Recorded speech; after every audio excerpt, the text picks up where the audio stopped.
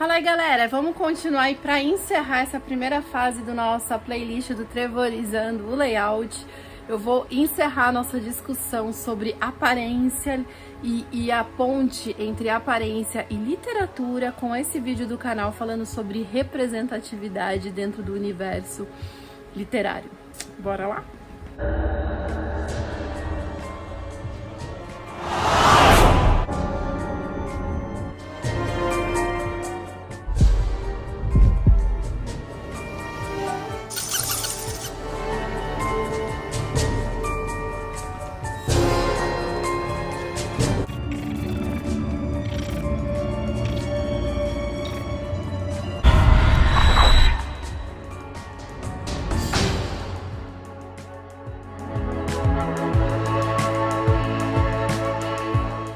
Falando de releitura, não é mesmo? E aí a gente viu que releitura, eu faço o que eu quiser, eu altero o que eu quiser e não tem problema nenhum.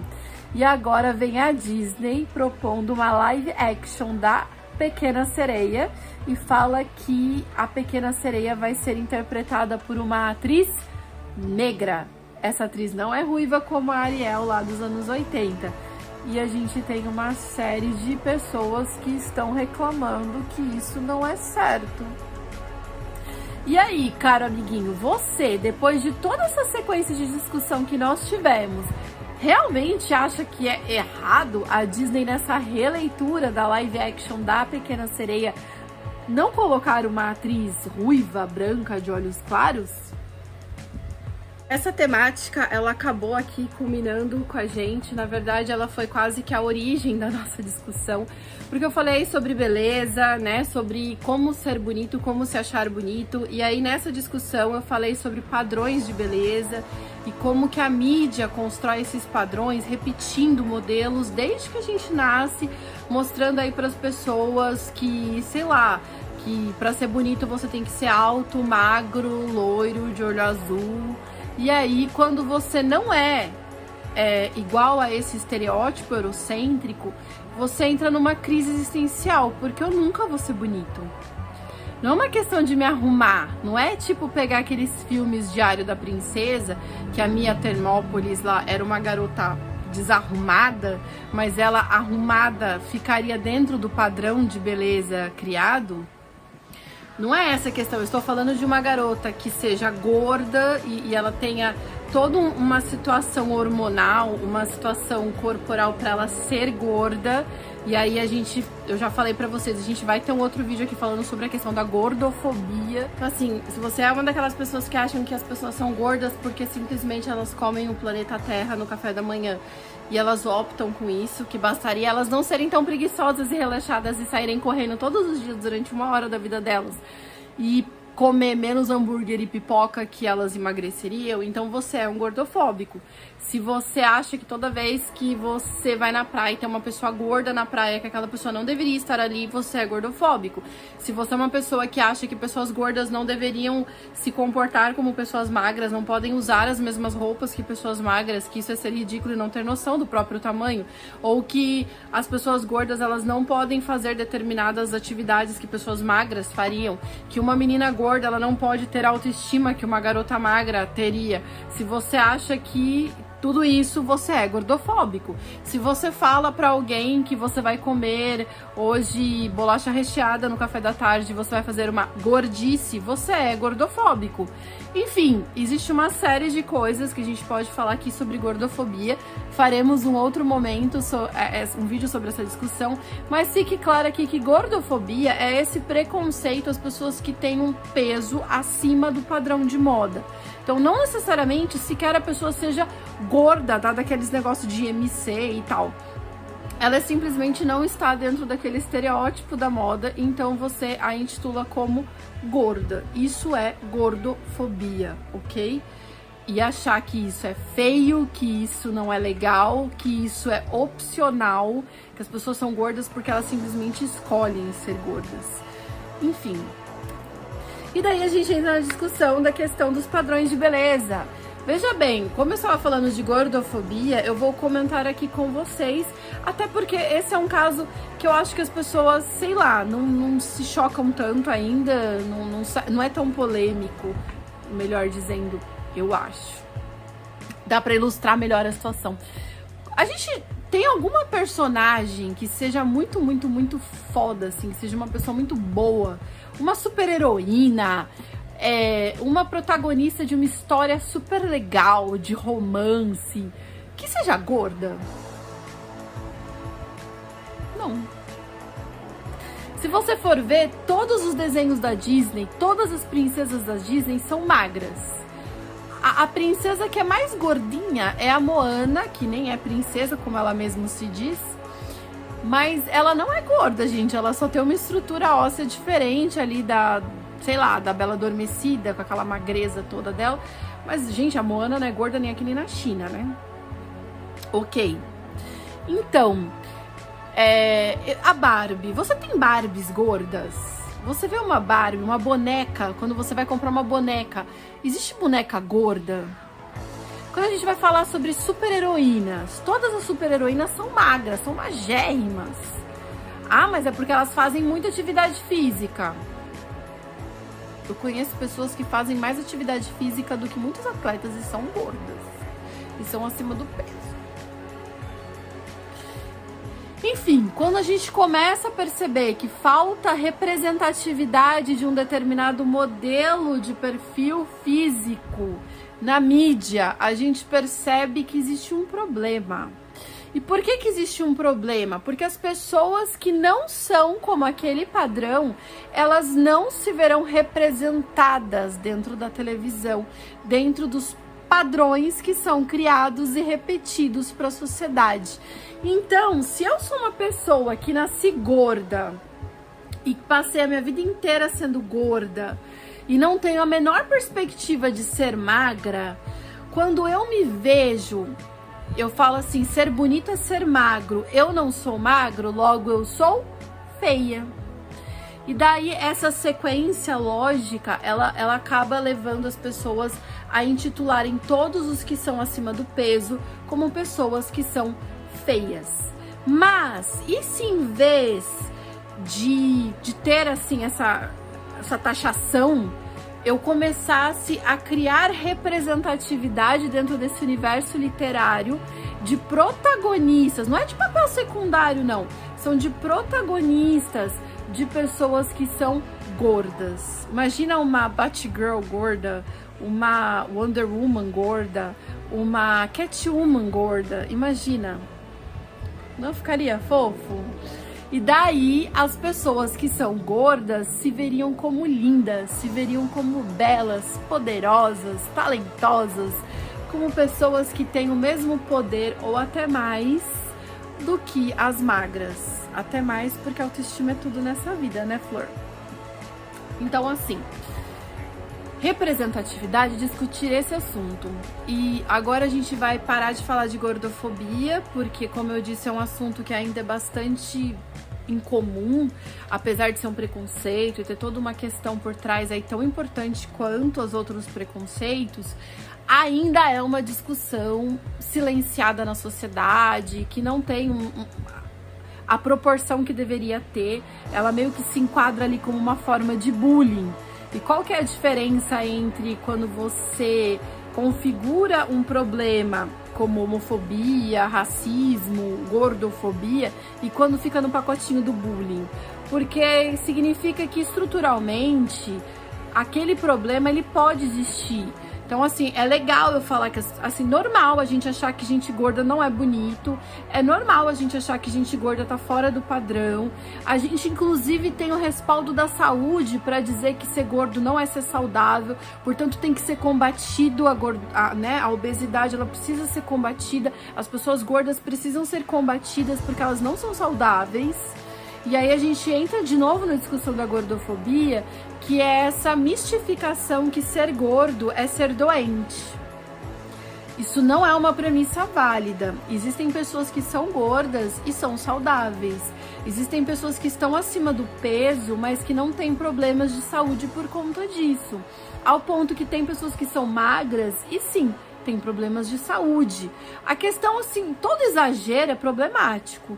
Então, se eu tiver uma pessoa que tem uma obesidade extrema, mórbida, no sentido de que ela nem anda mais, nem sai da cama, é óbvio que isso é problemático. Afetou a vida dela, afetou a constituição da vida dela. Agora, quando você vive normal, você tem os seus exames de sangue normais, você não tem nenhum tipo de lesão física por conta do excesso de peso, cara, é normal você ser gordo, não tem problema ser gordo.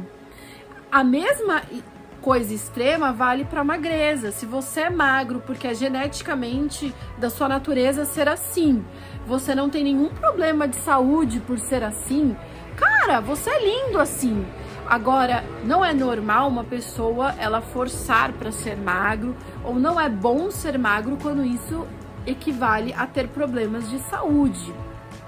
A gente também tem que questionar esse papel da medicina dentro da construção do preconceito, porque vamos lembrar que no início do século XX, a medicina ela validava as diferenças raciais, porque se acreditava que os negros passavam doenças para os brancos e um monte de balela desse tipo.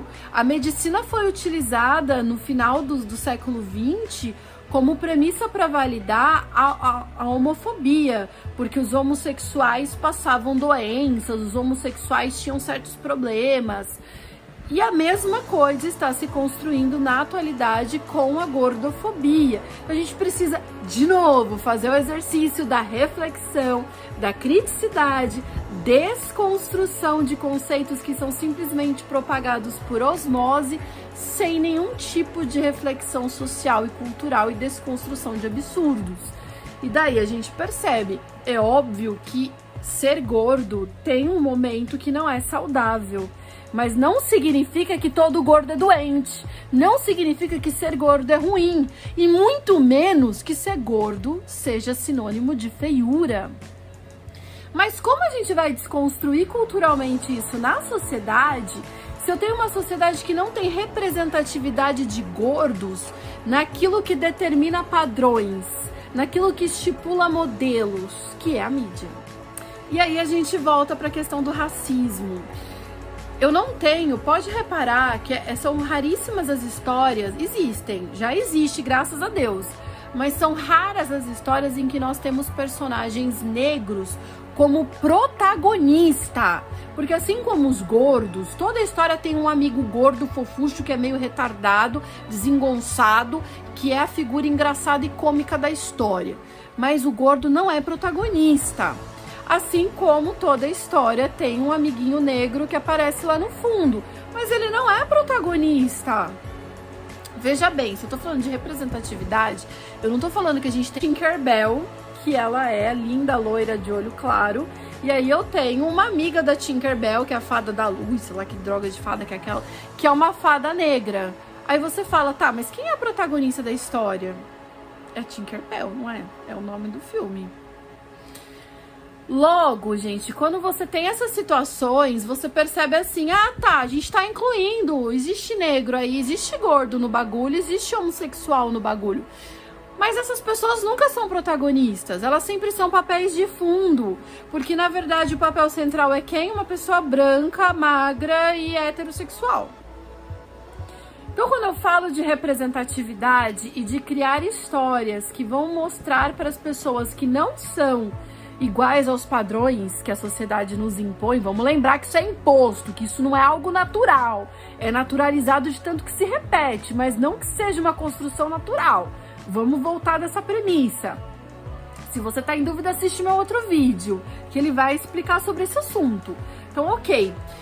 Se você partir dessa natureza que da repetição você cria padrões, se eu não tiver uma representatividade de protagonistas de história que sejam ou gordos, ou negros, ou homossexuais, esses grupos minoritários dentro da sociedade, minoritários na voz, tá? Minoritários no sentido de voz e vez, porque são pessoas numerosas. Se você pegar o Brasil, por exemplo, a gente tem uma população negra absurda. Já chegou épocas de você ter mais negros no país do que pessoas brancas, inclusive a atualidade. Então, assim, você tem uma maioria das pessoas que são negras. Como é que você pode pensar numa representatividade da branquidade como sendo um padrão? Você tem um alto grau de pessoas que são obesas, que são gordas. Como eu posso pensar em fazer uma representatividade padronizada de pessoas magras? Ou seja, cara, é assim, contra, né? É um fluxo contrário. E como é que você pode reforçar que isso é normal? Porque não é normal. Não é normal se olhar dentro de procurar na televisão um modelo para você se identificar, para você falar, cara, quem é alguém que se parece comigo, que eu vou falar, oi, que legal, aquela pessoa se parece comigo. Não tem ninguém. Você olha assim e você fala, nossa, eu super me identifico com uma Sailor Moon. Mas Sailor Moon é um anime extremamente gordofóbico. Então, tipo, como eu sou gorda, cara, deixa quieto, porque eu ia ser rejeitada pela Luna pra combater os males da sociedade, porque eu sou gorda. E aí a gente entra nas polêmicas da contemporaneidade, da atualidade, que são duas releituras. E se você chegou até aqui, você já sabe o que é releitura, você sabe que releitura não é uma sequência de um gênero narrativo, portanto não tem nenhuma obrigatoriedade de ser igual, de manter alguma equivalência a outra versão da história. Você pode ser criativo, você pode mudar, aliás, é isso que se espera de uma releitura. E aí você tem a releitura do Batman, que é uma história em quadrinhos que surgiu, em que o Batman agora vai ser negro. Você tem uma releitura da Pequena Sereia na live action da Disney, e que a Pequena Sereia será negra, e você tem um movimento contrário de pessoas que acham isso absurdo. Inclusive eu li um comentário no Facebook, né, nessa rede social, há uns dias atrás, de um site de coisas geek nerds que eu acompanho, que estava noticiando que a Netflix pretende fazer uma versão live action do Yu Yu Hakusho, que é um anime japonês também. E aí eu me deparei com este comentário absurdo. E aí eu quero justamente chegar aqui nesse grau. Se você me acompanhou até este momento desse vídeo, você percebeu, cara, de verdade, representatividade dentro de releituras é essencial para nós evoluirmos. Eu não posso manter os mesmos padrões do século XIX. Eu não posso manter os mesmos privilégios de quem já tá no poder, já tem privilégio há 1000 anos. A gente precisa dividir o bagulho aí. Basicamente é isso que está se fazendo. E assim, você lutar contra aquilo é meio que uma ignorância sua, principalmente quando você pertence ao grupo que é desprivilegiado do bagulho, entendeu? Não faz muito sentido. Ai, e é isso. Eu fiz toda essa sequência pra gente justamente falar sobre essa questão da beleza e do papel da literatura para falar sobre beleza. E aí na sequência eu vou soltar alguns vídeos que vão falar aí sobre a minha desconstrução como pessoa padrão para virar, que já não era, né? Porque gorda já não é padrão. Mas a minha desconstrução para ser uma pessoa meio trevozinha. E aí a gente em outro momento, mais pra frente, volta pra falar justamente sobre subcultura e essa diferença entre gótico e trevoso, beleza? Beijos, tchau!